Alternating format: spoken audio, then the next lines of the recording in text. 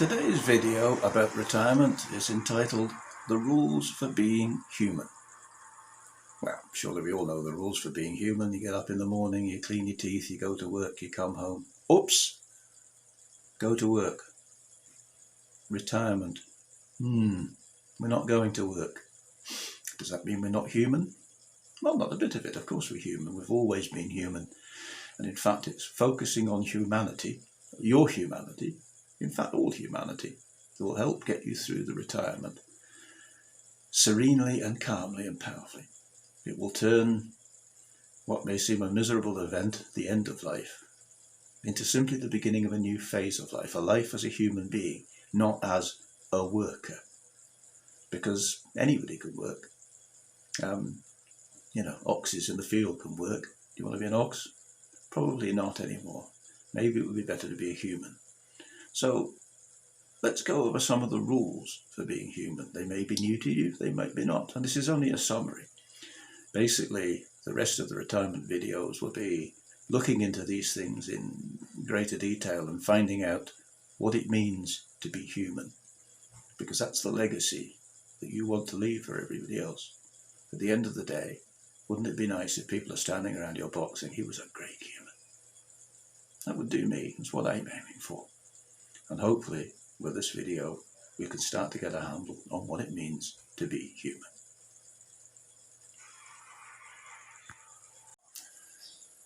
So, where did these so-called rules for being human come from? Well, the rules I'm going to go over in this video are handed down from ancient Sanskrit. So they've been around for a while, they've been tried and tested. The first thing I'm going to do is just summarize them. There is a slide, you'll be able to look at it. Excuse me while I read from this. Rule 1, you will receive a body. Rule 2, you will learn lessons. Rule 3, there are no mistakes, only lessons. Rule 4, a lesson is repeated until it has been learned. Rule 5, learning lessons never ends. 6, there it's no better than here. 7, others are merely mirrors of you. 8, what you make of this life is up to you. And 9, all the answers lie inside you. I think you can see from the brief summary of those rules who you are and where you are, according to ancient Sanskrit. And over the course of these videos, I hope to convince you that it's true. You are a student in Earth School. You are here to learn, to expand, and to grow. You will never stop learning. The lessons will keep coming, but they get easier. The phase that you've been through now is being new at school. Maybe you've experienced being bullied. Maybe you didn't like the experience at all. Maybe you fiercely resisted being at school. And you know how that turns out. You hate being at school. You get into all sorts of trouble. You fall foul of the authorities. You seem to be punished. You seem to have a hard time. But if you knuckle down, learn your lessons and progress, everything is sweetness and light. And that's been really the problem with our lives up to now, is we haven't realised that we're in college. We haven't realised that if we knuckle down, learn the lessons, and grow and expand to meet our full potential, the full potential God designed us for, we'll be on the path of sweetness and life, and we'll actually enjoy school. We'll also realise that nothing that we've done is a failure, it's just a progression. Just say you're going to graduate in your mid-20s with a PhD. On your first day in kindergarten, nobody says to you, you're a failure, you haven't got your PhD yet. And they don't keep saying that to you for 20 years every day, that you're a failure because you haven't got your PhD yet. It's understood that on day one, you're going to learn to suck your thumb without dribbling. You're not going to be doing the advanced mathematics and the quantum physics for much, much later in life. And you need to suck your thumb without dribbling first. So, hopefully that little snippet of information will give you confidence that what's coming is going to be better, not worse.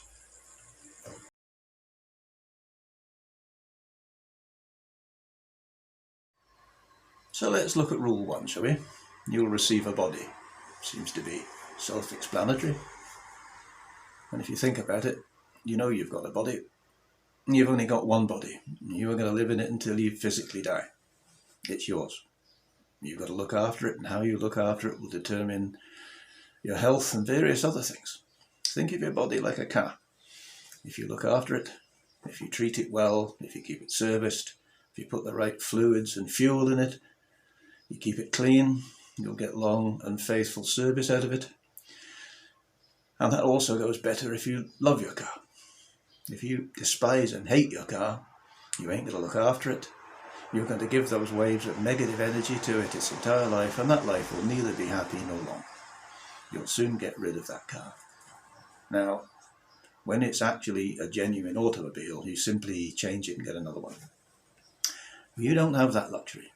You're stuck with the car you've got, the body you've got, so you may as well begin to come to terms with it and start to love it. Look after it, cherish it. Treat your body as a friend. You're with it all the time. Do you want to be with someone or something that you don't like, that you despise?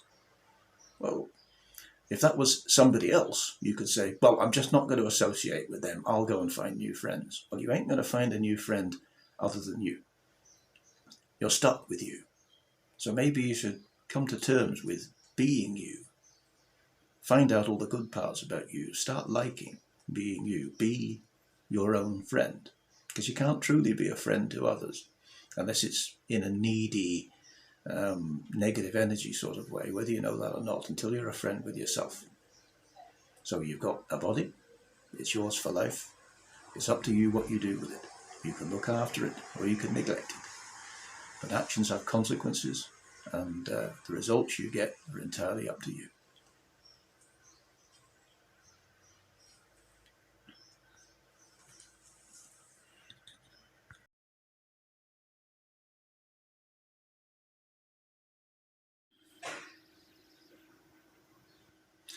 Rule 2. You will learn lessons. You are enrolled in an informal school called life. And each day you have the opportunity to learn lessons. You may enjoy and embrace the lessons, you may learn the lessons, or you may think them stupid and irrelevant. But the lessons are going to be there anyway. When you're in school, you may have, sort of maths, you may have English, you may have geography, those lessons are there. You either embrace them and learn them and grow and expand, or you play truant and fight and kick and scream and spend your time in the principal's office explaining yourself and having an unhappy time and having your parents dragged down and they have an unhappy time and they give you an unhappy time when you get home. So the lessons are there. Whether you like the lessons or not, the lessons will be there. Embrace that fact.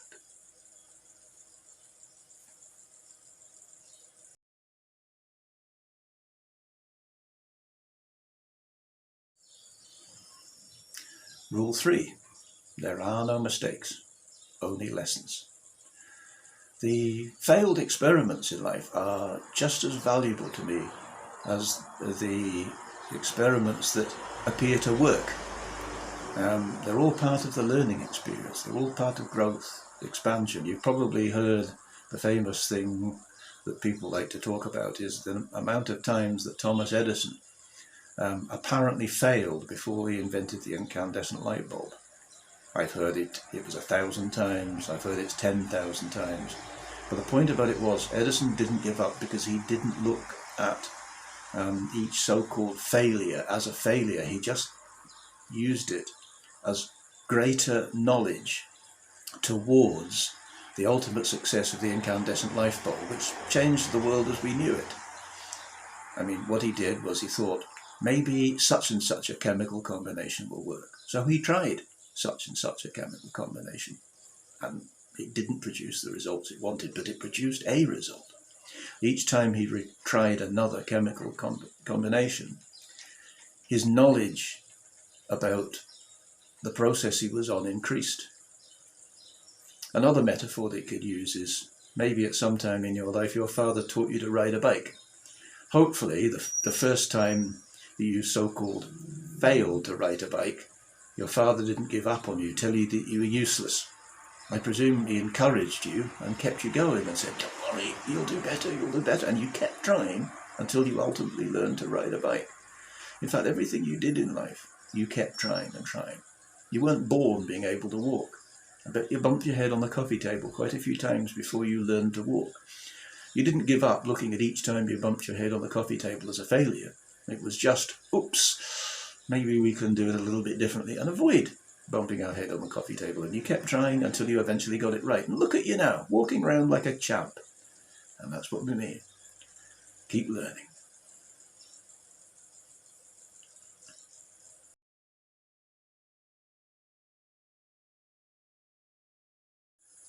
Rule 4. A lesson is repeated until it's learned. Well, you can see that from the two previous examples. Edison wanted to learn how to create the incandescent light bulb. And so, experimenting with different chemicals, repeated until he graduated from incandescent light bulb class with a success. You learn to ride your bike by the same process. You kept getting on your bike and probably falling off and bumping into things until eventually you didn't fall off and bump into things and you graduated learning to ride a bike class. And as we said before, you learned to walk by the same thing. You kept bumping into things and falling over until you stopped bumping into things and falling over. And all of these happened because you gained sufficient experience to try new things. You gained in strength and confidence until you succeeded in your mission.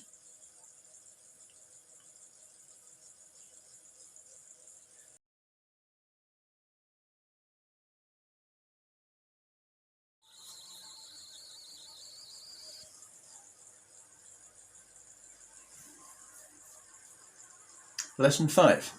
Learning lessons doesn't end. Aha, I've got you here. School ends. The lessons ended with school. Well, you may think you've got me, but think about your life. Did the lessons ever end?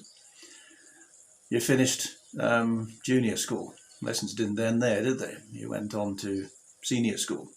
Lessons didn't end there, did they? You went on to university, maybe. Maybe you didn't. Maybe you went to work. But at some point you went to work. Did the lessons stop? Or did you have to learn how to do your trade or craft? So you learned your trade or craft. Did it end there? You started a family. Were you already an experienced family member? You knew how to have kids? You knew how to be married? No. And then you did things like you got a mortgage. You went on holiday. You changed jobs. Your whole life has been changed, and all change means something new, which means learning. You've never stopped learning. If you stop learning, you die. The only way to stop learning lessons is to stop breathing, stop looking out of your eyes, stop experiencing the world. And stopping experiencing the world is called death, and it involves a pine box and 2-foot hole. So trust me, you are going to learn every day until you attain the pinnacle of your existence, which is that pine box and the 2-meter hole. So embrace learning. You can either learn winningly, you can learn quickly, or you can kick and scream, as we've said. But the learning will never stop. And it will never stop for any of the people that you love too. And you can either help them on their learning journey, or you can get in their way. What was your experience in your past life? If you were helped, help others. If you were hindered, learn the lesson of feel what it likes to be hindered and help others.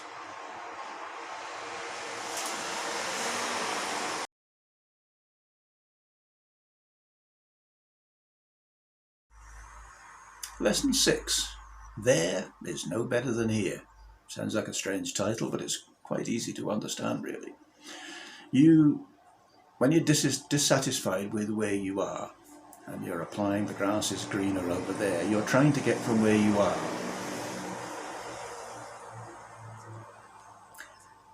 to over there, to somewhere else, the better place that you want to be. You're probably experienced in life that when you get there, the greener place, you may get a few minutes of excitement, but soon there just becomes here. And guess what? The cycle repeats. You spot another there that you want to be, And you head for that new there in the sure and certain hope that that there is going to be better than here, and you aim for it. And when you get there, you may rejoice for a few seconds more until there becomes here. It's rather like tomorrow never comes, tomorrow becomes today, there just becomes here.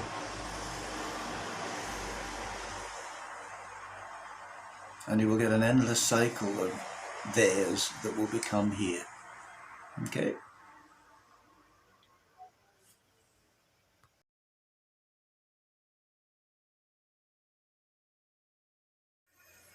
Rule 7. Others are only a mirror of you. Well, this one might cause a lot of people problems. This sounds very strange. Of course there are others. I can point at them. Look, there's one over there. There's another. But you only come into relationship with people in this life who serve your growth process. For example, you only come into contact with your teacher because that teacher is there to teach you a lesson. But in this informal school called life, in Earth School, you don't necessarily realize that every person you meet is a teacher. And you are similarly a teacher for them. It's always a win-win situation. You are there as a mirror of their life to help them grow, and they are there as a mirror of your life to help you grow.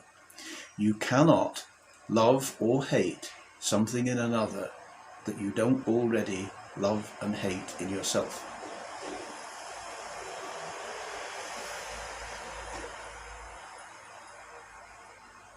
When you look into a physical mirror in your bathroom, you may love or hate what you see.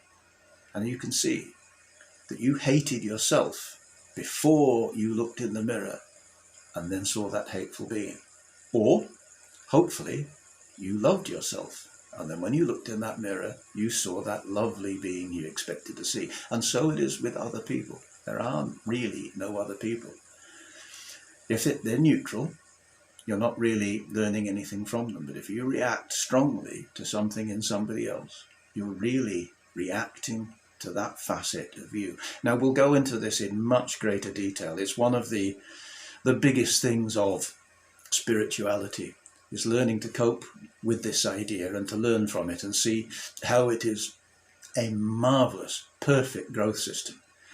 And what you have seen as trouble and strife and horrible relations with other people were always just the teacher trying to get through to you a lesson that you had to learn so that you could repair, heal yourself and grow.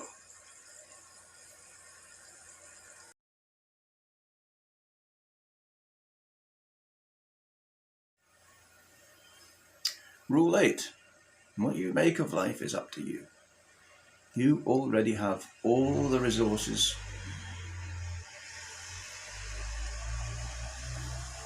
all the materials, all the tools necessary for you to make a success of your life. You already have them. You don't need to search outside you for what you need. Your life is the textbook from which you can learn.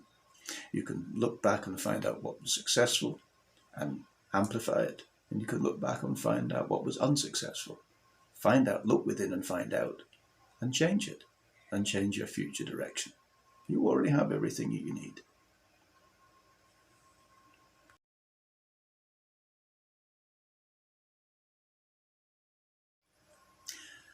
Which brings us to rule number 9. Everything lies inside you.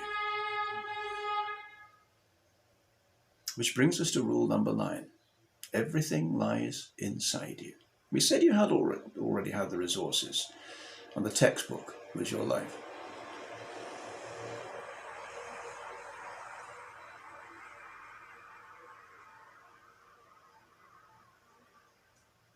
And we've said that others are mirrors so that you can see how they're doing.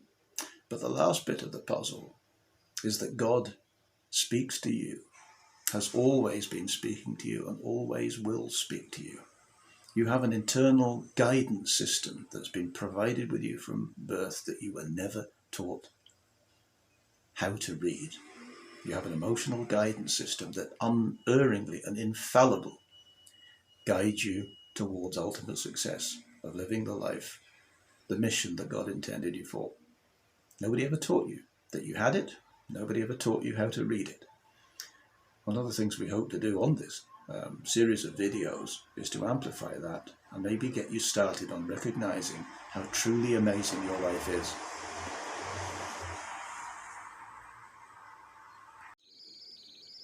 So, that wraps it up for today. I'll just recap if you don't mind. Rule 1, you'll receive a body. Rule 2, you will learn lessons. Rule 3, there are no mistakes, only lessons. Rule 4, a lesson is repeated until it is learned. Rule 5, learning lessons doesn't end. Rule 6, there is no better than here. Rule 7, others are merely mirrors of you. 8, what you make of this life is up to you. And Rule 9, the answers lie inside you. I hope that's given you some food for thought. Maybe you knew some of this, maybe it's new to you. Stay tuned for more. Bye-bye now.